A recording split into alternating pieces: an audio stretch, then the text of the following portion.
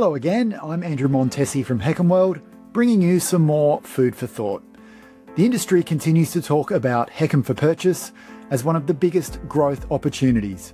And we recently shared an interview with Joe Conrad, who talked about how reverse mortgage professionals can build stronger relationships with realtors.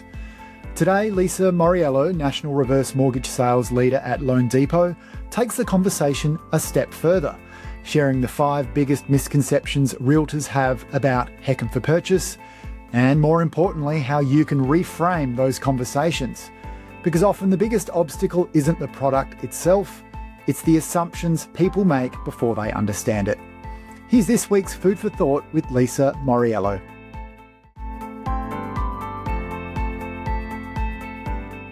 At Atlas Valuation, we approach the appraisal process differently. For us, it's not about being the biggest. Instead, we take pride in providing the very best to our chosen clients and emphasize delivering a superior borrower experience, unrivaled service, competitive pricing, and prompt delivery. To learn more, visit atlasvms.com or call or click on the banner below this video. If you're a loan officer and you've ever pitched a HECM for purchase to a listing agent and watched their face go flat, it's not because the product doesn't work. It's because most realtors are working off 5 assumptions about this loan that are just wrong. And once you know what they are, and you can flip that conversation in under 2 minutes. Hi, I'm Lisa Moriello from Loan Depot. I'm the National Reverse Mortgage Sales Leader. Misconception number 1, realtors think HECM for purchase is a last resort loan, something for a buyer who doesn't qualify any other way. So when it comes up, they try to steer their client towards conventional financing or push for an all-cash offer. So here's the reframe.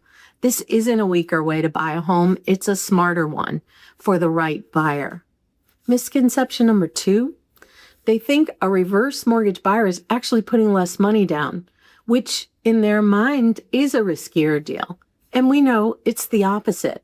A HECM for purchase buyer is often putting down somewhere about around half the purchase price, more cash than most conventional buyers bring, and they walk away with no required monthly principal or interest payment and more money in their pockets. That's not a weaker offer. On paper, it can be a stronger one. Third, realtors assume this loan is going to blow up their timeline. Counseling requirements, HECM underwriting, FHA appraisal, it's scary. So they assume it's slow.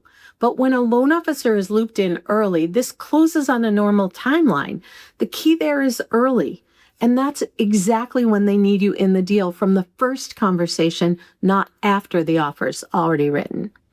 Fourth, this is the one that should really get a listing agent's attention.